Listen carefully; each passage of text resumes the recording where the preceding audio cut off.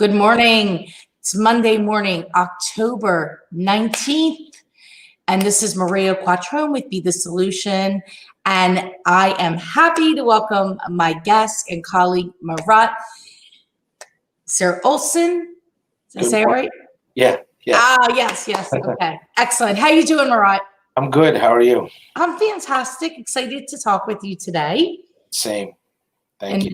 Here we are in Philadelphia real estate, and we are being the solution and managing through still in this pandemic that we're in. So how have you been? We've been good.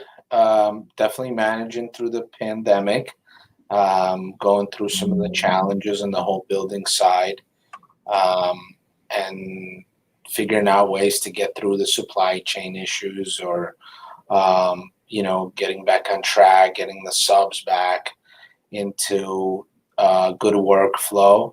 But I think overall, I think it's, positive to get back to building, get back to selling, get back to listing things. And obviously you're doing a great job for us. So, and just getting back to some state of normalcy, I think is really important.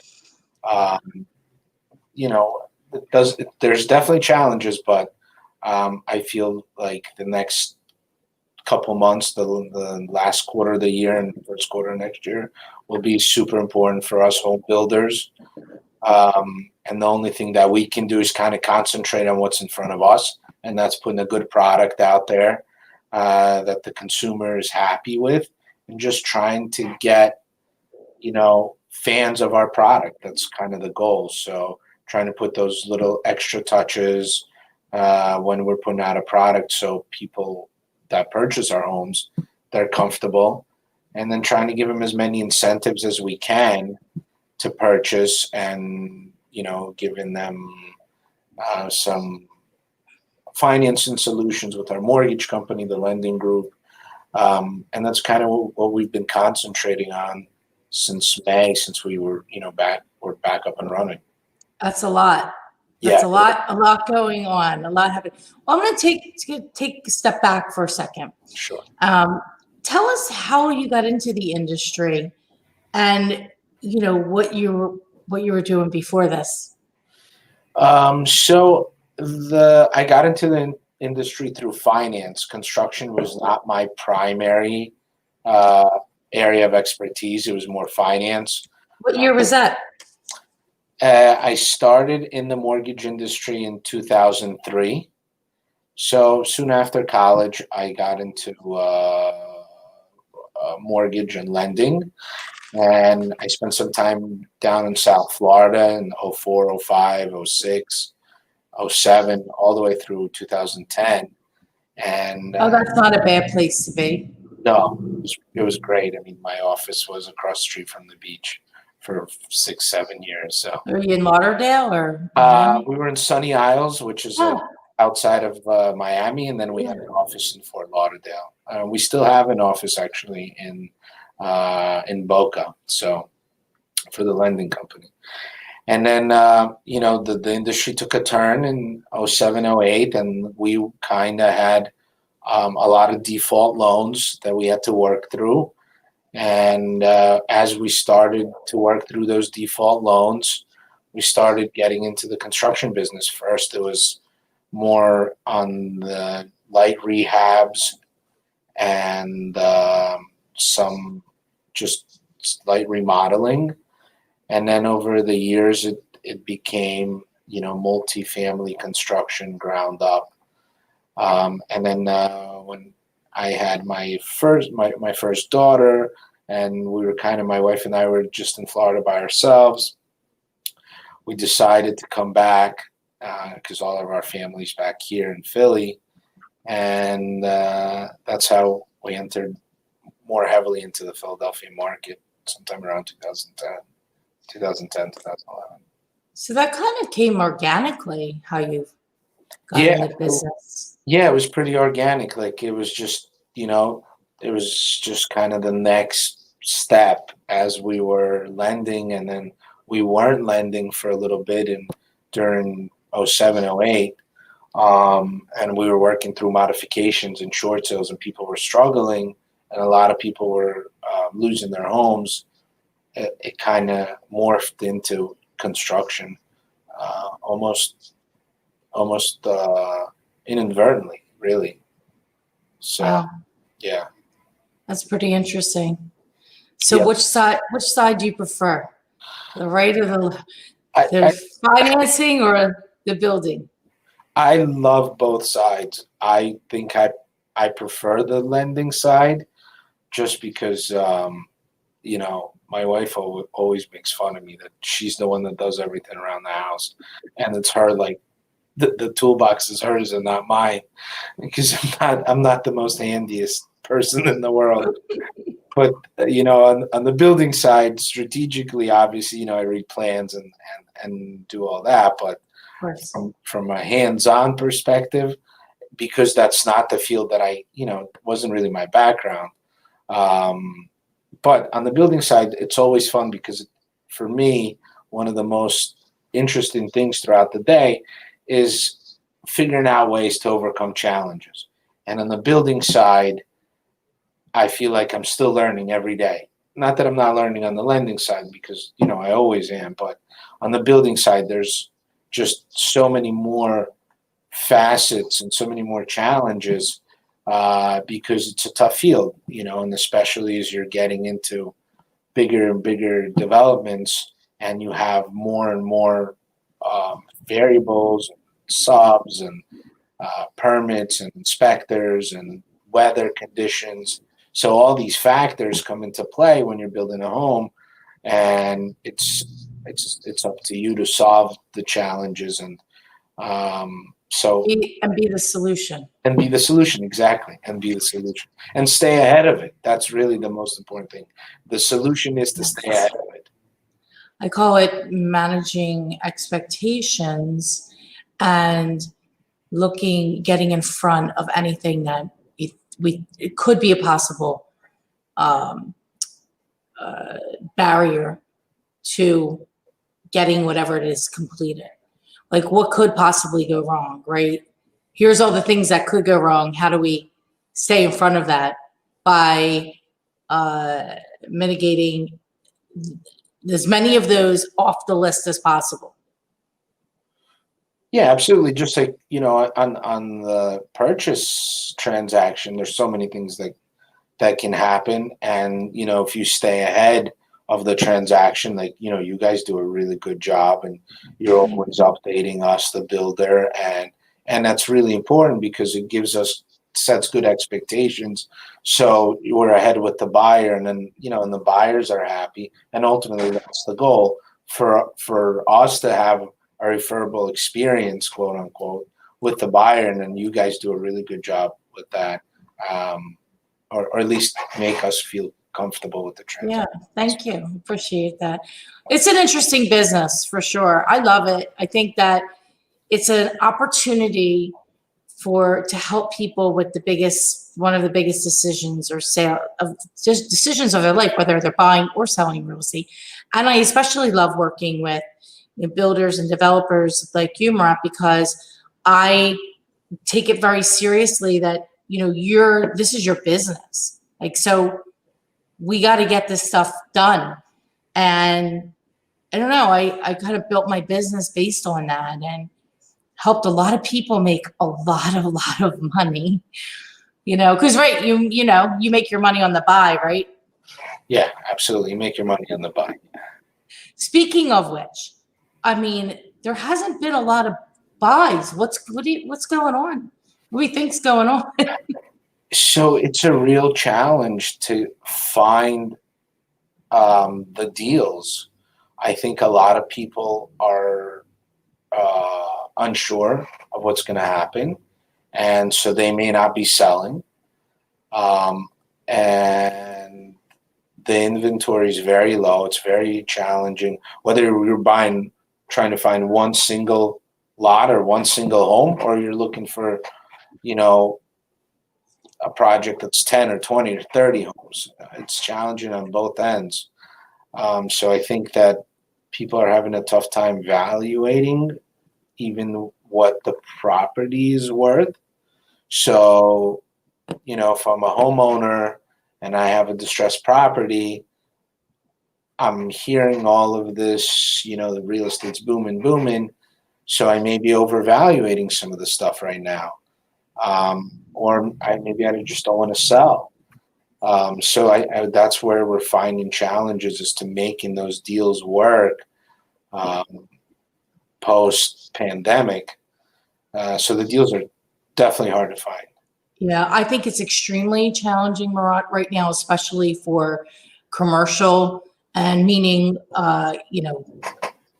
anything that's a multi-house development, multi-family condominium development, or because it's hard to value that piece of property today. And because we don't there's not been a lot of those sales. So if there hasn't been a lot of their sales, there's not a lot of comps. And if there's not a lot of comps, then the bank goes, well, yeah, how are we going to fund this deal? And there hasn't been a lot of movement because people are uncertain and unsure, and they're just sitting back and waiting. And so now there's like a period of months where there's been very, very little activity on that front. Yeah, I mean, listen, specifically to the Philadelphia market, we have some of the local, pressures we have. On the building side, the city changed to a new plan system, plan review, plan submission, licensing, permitting. It's a new system. How long is it taking now to get through it? Eclipse, yeah, Eclipse, which is a new system. It's taken me about 2-3 months to get a permit. So there's a myriad of issues that the system is having, but honestly, I don't want to dwell on that too much, because this is the system that it is what it is. It is what it is. Yeah, it is what it is. But that said, it has a lot of positives. You can track your plan submission, plan review online, which something you couldn't do before. I can log into my Eclipse. I can see all my permits. I could see when the review is due. I don't have to keep emailing the reviewer. You could send comments through an online portal that gives you some sort of, kind of at least a measurable, so that's positive. Same in the inspection. The inspectors, the field inspectors were always overwhelmed, especially in the last couple of years, because there's been so much building, and it was hard to get, confirmation of a inspection, or did you pass? Did you fail? Is there a violation? That has, stabilized, and now you can go in to 123 ABC Street and see all your inspections, and did you pass? Did you fail? So that's a positive. That's a lot of positives, actually. That's a lot of. The process is taking longer.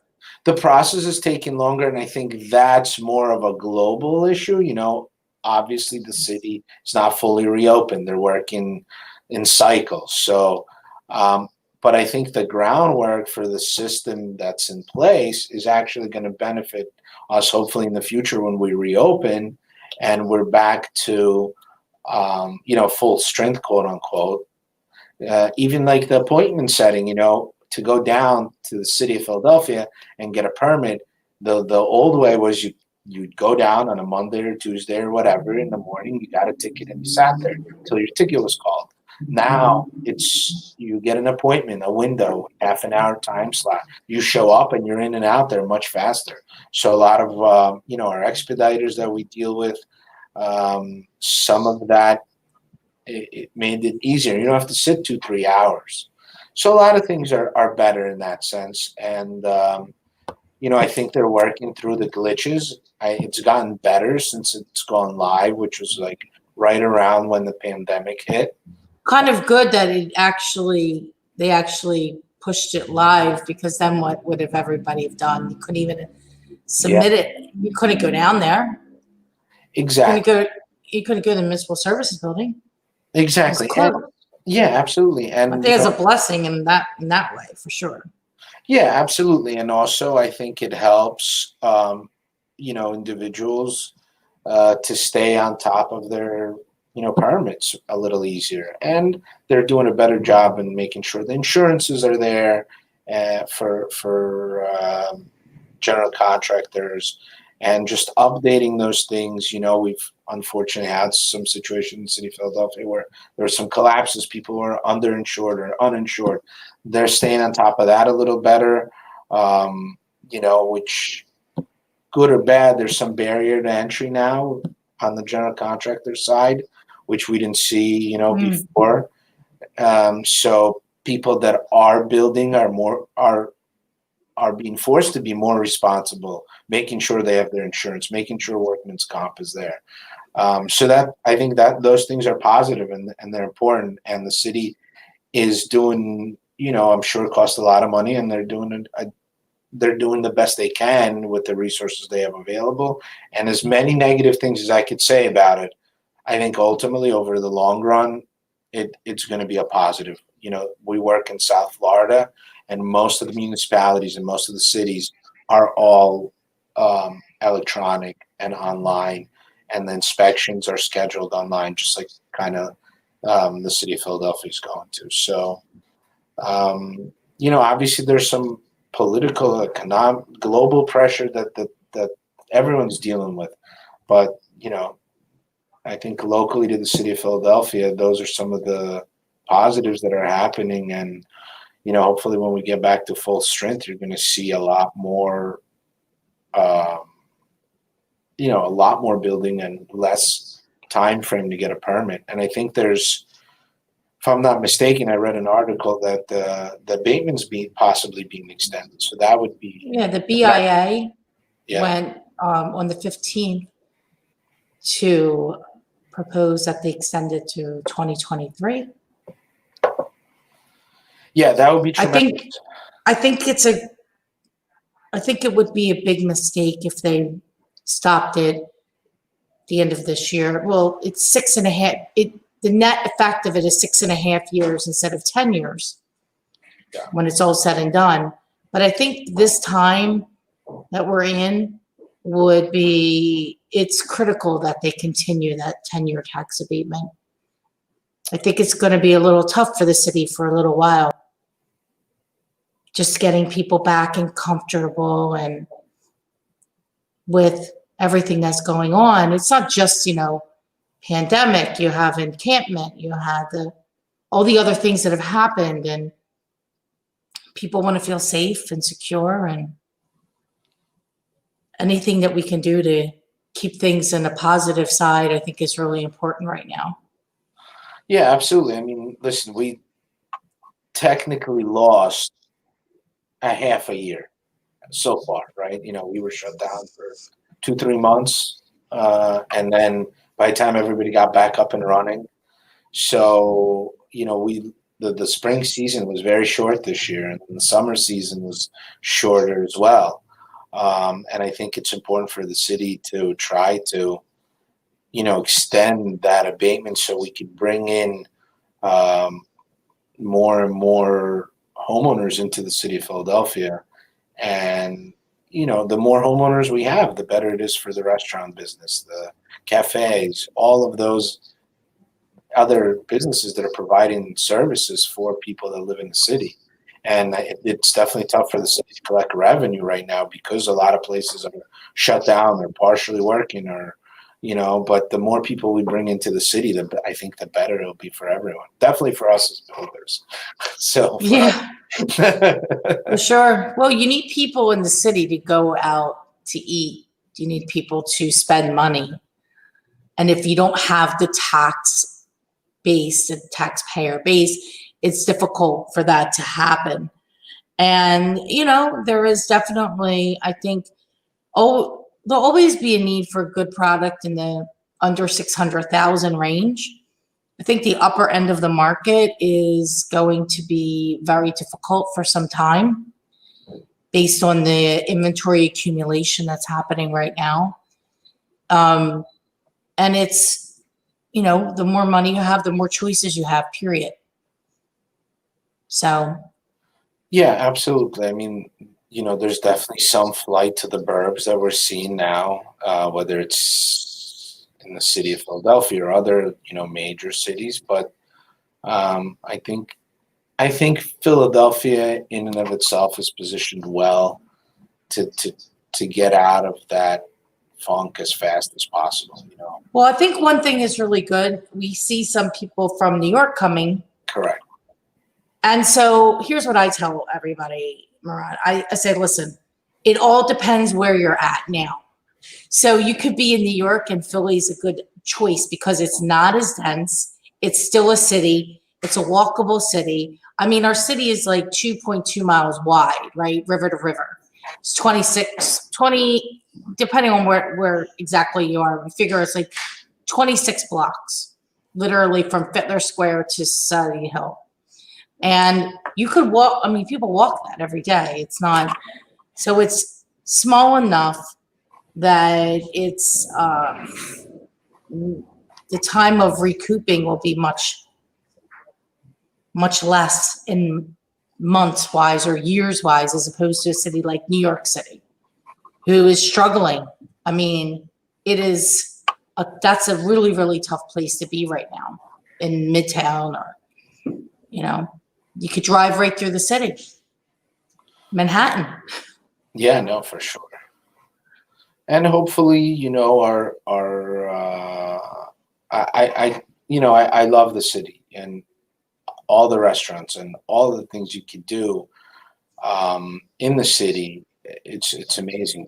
I feel like we have probably one of the best food cultures. Yeah. And melting pot of food. Obviously it's not as diverse as New York, but nevertheless, I feel like there's a lot of things that we can experience here in Philadelphia that other cities just don't have. And so hopefully we can continue on that and build on that, and the city and officials, and that they realize that. And honestly, I have a positive outlook in the city and where it's going to be in the next 6 months and next spring, and once we roll out of this kind of pandemic area. So they have a lot of the outdoor cafes extended into the street now. Yeah. And on 18th Street from Wednesday to Sunday, it's closed. And Alan Dom just introduced into council last week those closures to continue through 2021. So that's really exciting. Yeah. I think it's, anybody that's ever been to Italy or Paris and Europe generally, you see all these outdoor cafes. They're open unless it's like snowing, they're open pretty much year round. And so it's really important that we do help the industry, because the restaurants are the fabric of our city.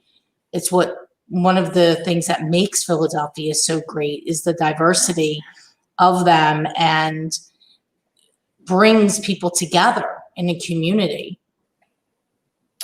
Yeah, no, absolutely. And that added with some of the universities opening up, and just people in general transferring or beginning their school year, I think that would be important. But as people travel less outside of the country, Philadelphia is a great place to visit, especially in the spring, summer and spring. You have the city's pretty green, in my opinion, considering it's a major metropolitan area. You have a lot of food, like I said, and just a lot of things that you can do. So hopefully, we'll get some of the traveling business as well. Hopefully we get the tourism back, because it's such a big part of absolutely what we do, because we don't have the workers coming into the towers right now. They're it's very light. Yes. Traffic.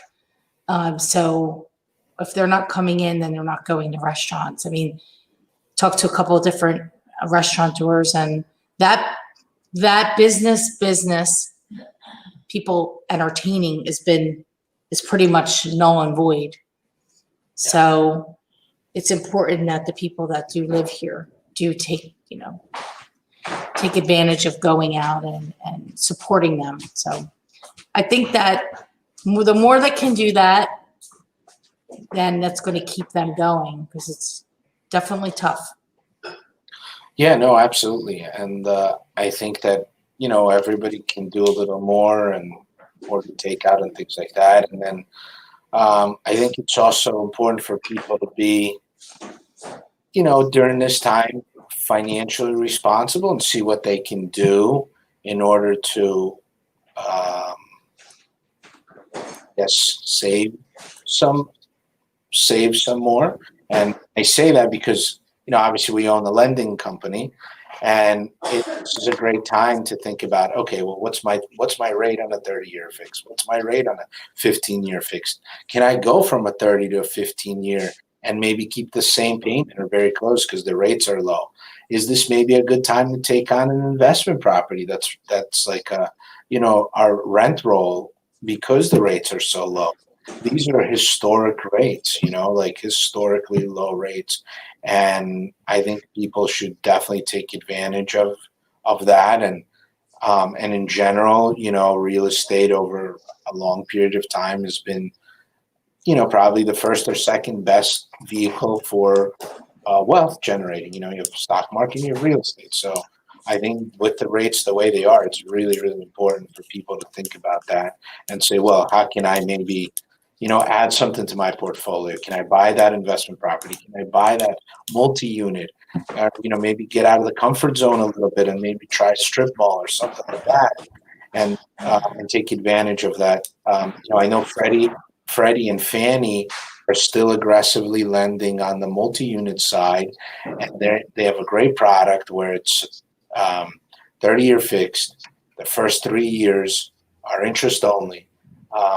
And then as long as you fit the debt service coverage ratio, and it allows people to get into a property that may be a little bit distressed, multi-unit, a little distressed, and they can, just maybe bring the rents up, maybe invest into the property, and just sort of gives you some added advantages. So I think it's important for people to take a look at that personal portfolio and see what they can do to reduce their interest rate around the portfolio, and then know what they can do on their investment portfolio as well.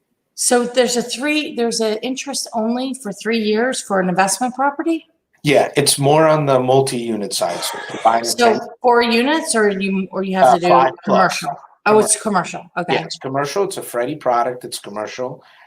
It's 30-year fixed. The first 3 years are interest only, so that they give you an opportunity to improve the property. Really, that's what it's there for, and give you a break on the payment, which increases your cash flow. And then the next 27 years it's fully amortized, but the first 3 are interest only, and the rates are again very low. You're in the 3s for commercial property. Really? Yeah. So I'd like to know more about that. Yeah. I mean, it's a product that's been around, and a lot of people, I guess, maybe don't know about it, but it's conventional loan. Well, conventional in the sense that it's Freddie or Fannie. It's 75 LTV, meaning you put 25% down. You still have to qualify as an experienced borrower, and the property has to cash flow.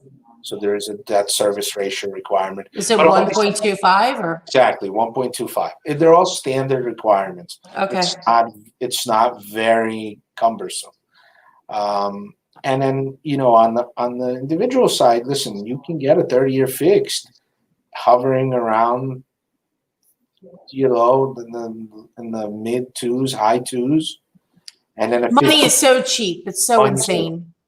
And I think people that will take advantage of that cheap money and go out there and purchase investment property, second home, primary residence, they're going to be,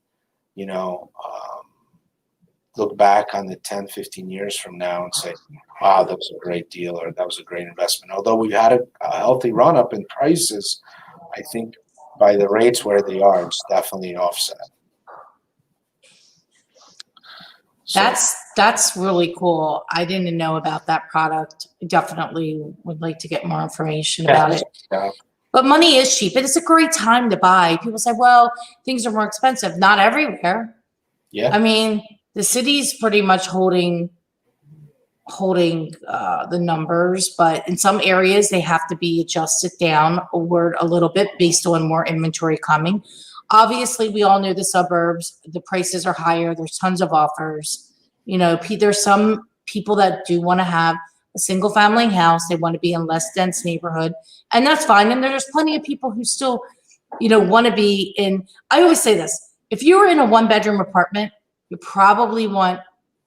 might want a 2-bedroom apartment, or you might want a 2-story house. If you're in a 2-story house, you might want a 3-story house now because you need more space. If you're in a 3-story townhome, you might say, well, I really want a big yard and I want a pool. Maybe you go to the burbs. It's all relative from where you are.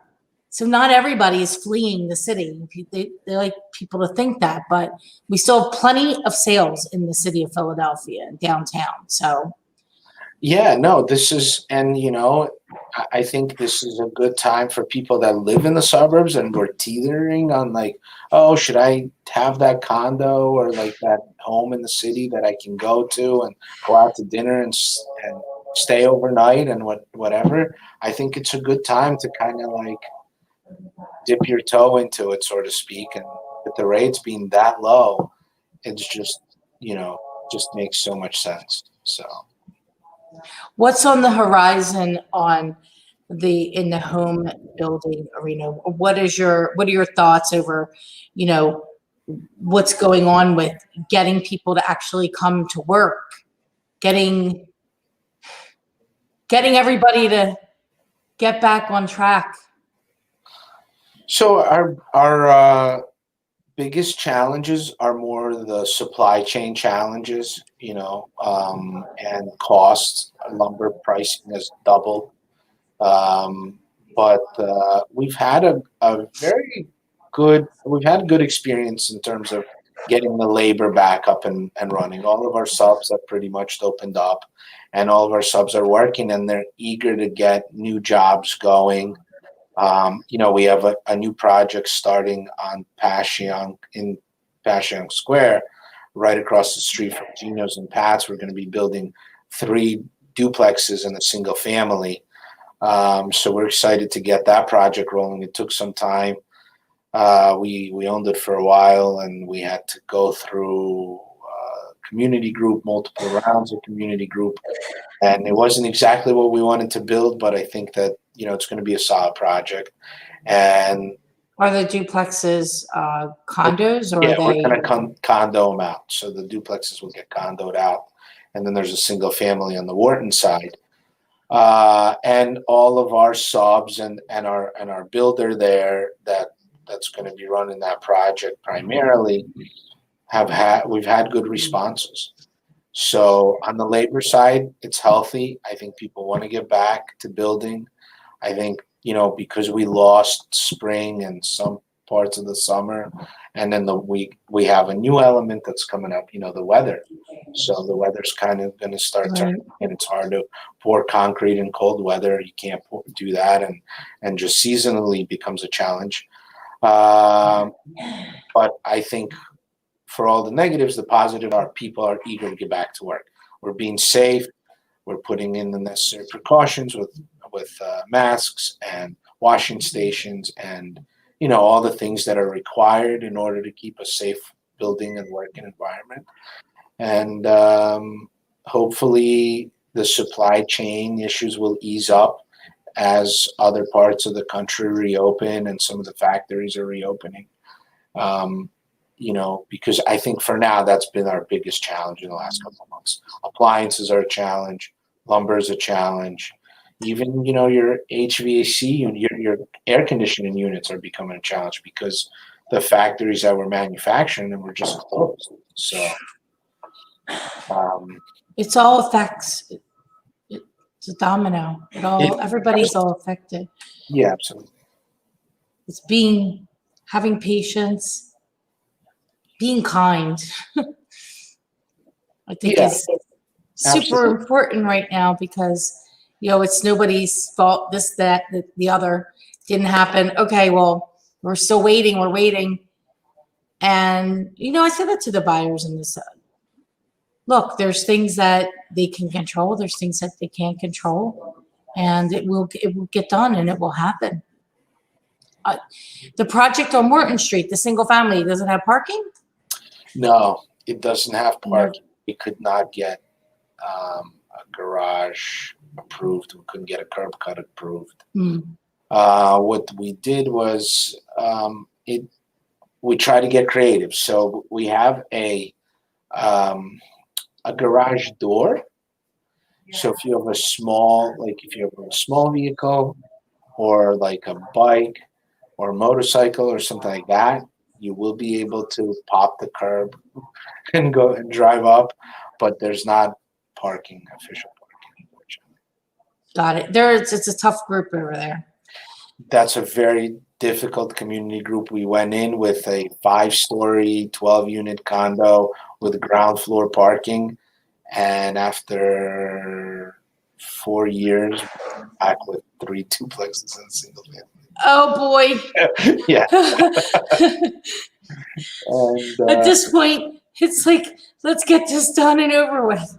That's what it was. That's kind of what happened. Get this off our plate. Yeah, we can't. It was a challenge. I mean, we got through it, but I think it's important for people to, kind of try to concentrate on the positives. Fortunately or unfortunately, I was around in 7 and 8 when the market was really, really struggling. And I know some people like to compare those days to today. And I think it's very important that we differentiate what happened then and what's happening now, because now, this is a health issue, not an economic issue, and people shouldn't compare. I've heard some comparisons, and I don't think it's fair. It's definitely two different things. I mean, people weren't able to get funding back then. Yeah. You're able to get funding. I mean, money is, like we said, cheap. There's plenty of funding available for people. And there's more people that are qualified because more people have been paying their mortgages. Yeah, I think you kind of hit the nail on the head there. A, money is available to qualified people, and B, people have become accustomed to being qualified. So, where then a long time ago was, in 08 and 09, it wasn't like that. So, they were giving mortgages to people that should never have had a mortgage. I mean, they weren't even checking the fund if they were making that kind of money to support it. Yeah. You can see all the people in like Florida and Arizona and Las Vegas that just put the keys in the envelope and mailed them back to the bank. Yeah. So that's not today. Yeah, it's very different. We had in 04, 05 up to the run up, the guidelines were very loose. It's not the case now. All the banks are being much more prudent in reviewing qualifications, and there's federal mandates that came out. So and money is available. So I think it's different, and I think people need to concentrate on the positives and think about the fact that, hey, there is opportunity. How can we take advantage of the opportunity? How can we utilize the availability of money and cheaper rates, and what we can do to kind of position ourselves as a home buyer or investor for the next 5-10 years. So what do you see the rates doing? You think they'll continue to stay this low over the next 6 months, or? I think the rates will stay low, whether it'll be natural or helped by the Fed, simply because we need the rates to stay that low. The economy needs the rates to stay low. And, naturally, I don't think there's a lot of inflationary pressure. It really isn't there, although we did print a bunch of money, and we're still going to print some more money and hopefully get another round of stimulus worked out before or after the election. But I think the rates are going to stay low. They may fluctuate, but historically, I think we'll still stay hovering around that under 3% for a 30-year. And, we've seen a 15-year go below 2%, which, Really? Below 2%? Yeah, it goes up and down, but 15-year fixed, we've seen you can get as low as like 1.99, 1.875, 1.9. And that I've been in the industry since '03, so this is my 18th year, and I've 17th year. I've never seen that, ever on a 15-year product to have a 1 in front of it. We've seen 2, but never a 1. Wow. So historically, these are extraordinary rates, and people should definitely take advantage of it.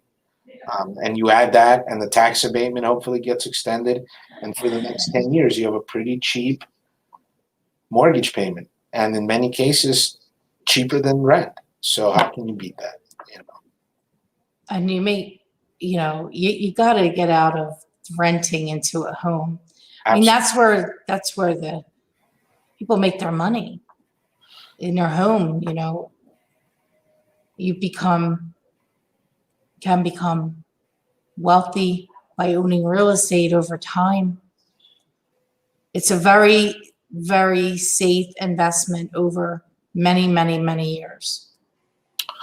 I mean, yeah, absolutely. Like, look at the prior generations. If you look at our parents and our grandparents, they bought their homes in the 40s or the 60s, and they've paid those homes off. And as they retired, they can tap into the equity. They can buy homes, second homes. And so I think that it's important for those individuals that are starting their careers in their early mid-20s or late 20s to think about that. Hey, listen, this is a great time to own a home, and not maybe be so in the moment like, oh my God, where's it going to go 3 months from now or 6 months from now? But think about, well, where's it going to be in 10 years or 15 years?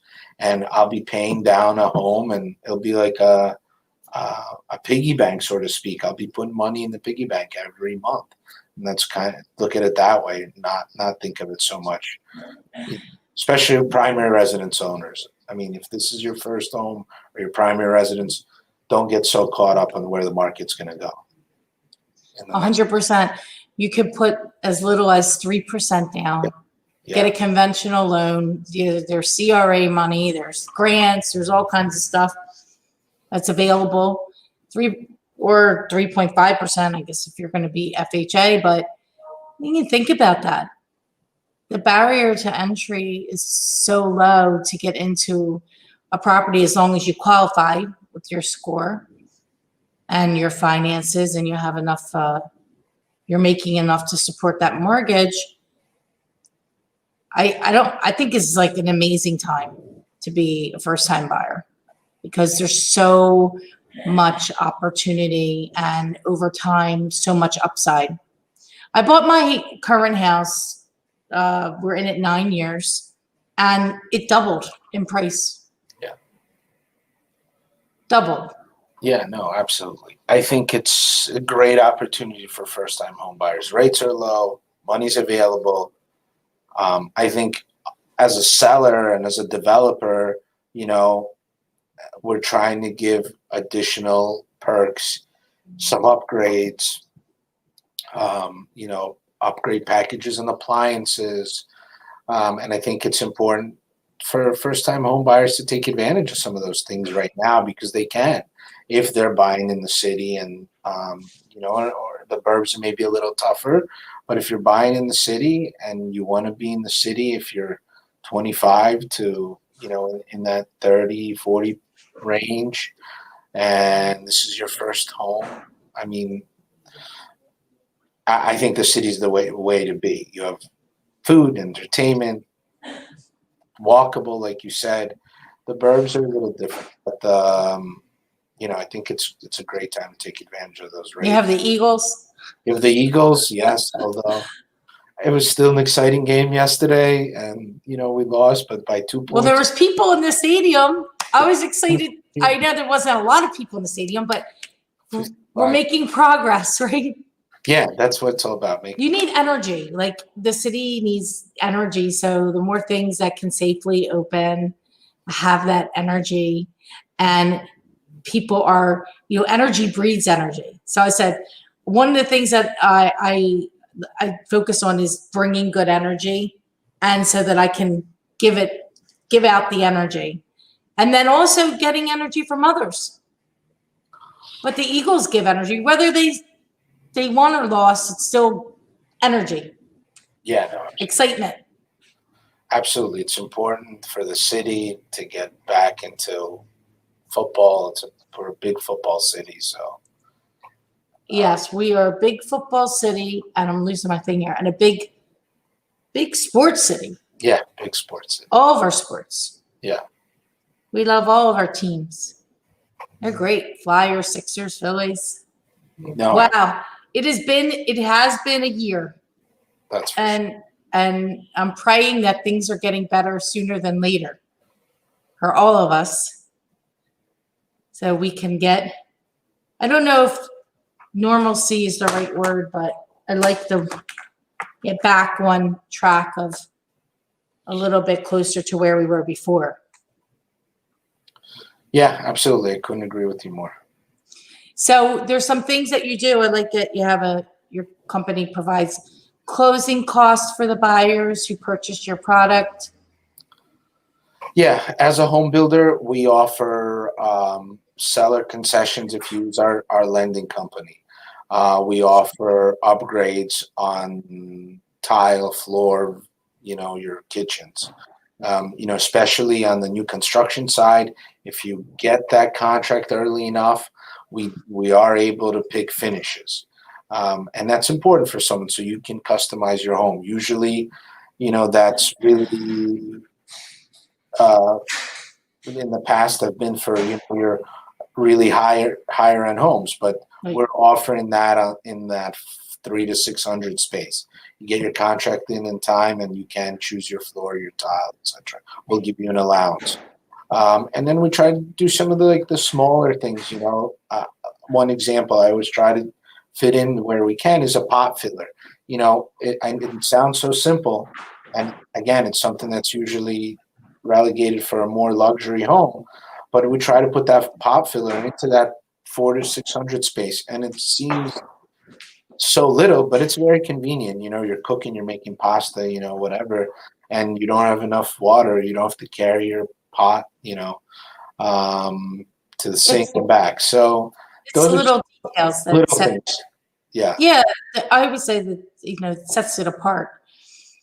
It sets you apart from others. You have these little things. They're not a lot financially, but they mean a lot more than they are.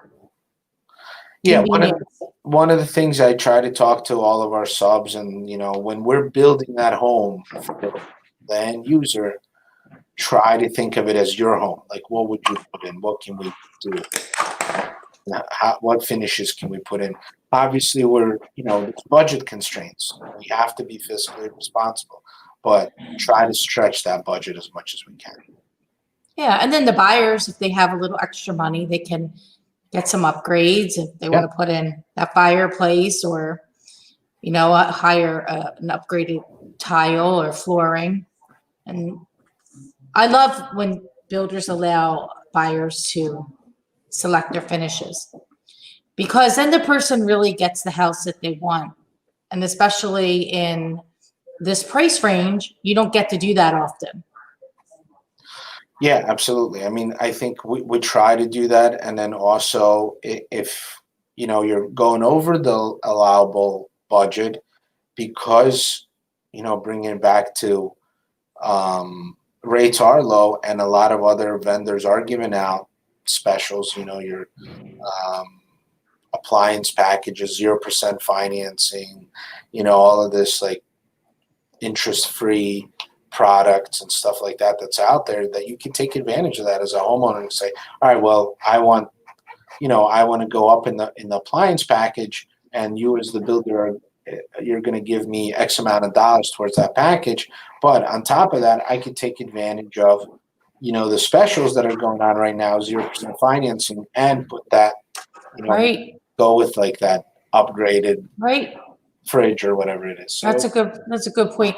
I always say, refrigerators and washers and dryers are very personal items and what people like.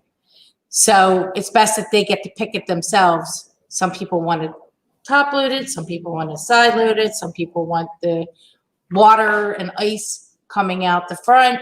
Everybody wants something different. So yeah, absolutely. So I think that it's important for us as home builders is to try to provide a product that's good, that people like. And for homeowners, I recommend that they really try to take advantage of these historically low rates and lock down those properties, and maybe even go out of, I almost hate to say this, but go out of their comfort zone a little, maybe stretch a little, like if you were thinking of a $500,000 house, and because the rates are so low, you could get that bigger house that you wanted. And especially if it's your primary residence and you budget properly, and it's very important to be budget conscious. But I think it's a great time to take advantage of these historically low rates. yeah, that's great. Well, you deliver a great product and service, so Likewise, same to you. it's good. It's good. It's good. I'm excited about everything that the future. I think that, you stop and think when things like this happen, and we've not experienced something like this in our lifetime, some different things, but it gives an opportunity, and I say call the silver lining of what comes from situations that are tough. So we take it and we run with it, and we continue to be the solution and to wake up every day energized and ready to go. Absolutely. Let's sell some stuff, Marat. Absolutely. Yeah, definitely. Well, it was great talking with you today. Thank you for your time. I very much appreciate it. I'm thankful and grateful. And I'm looking forward to a fantastic rest of the year and a strong 2021. Thank you. Again, thank you so much for having me on. And likewise, looking forward to a good end of the year and beginning of an even better next year. Yeah. Sounds good. I will see you soon. See you soon. Thank you. Thank you. Yeah. Bye.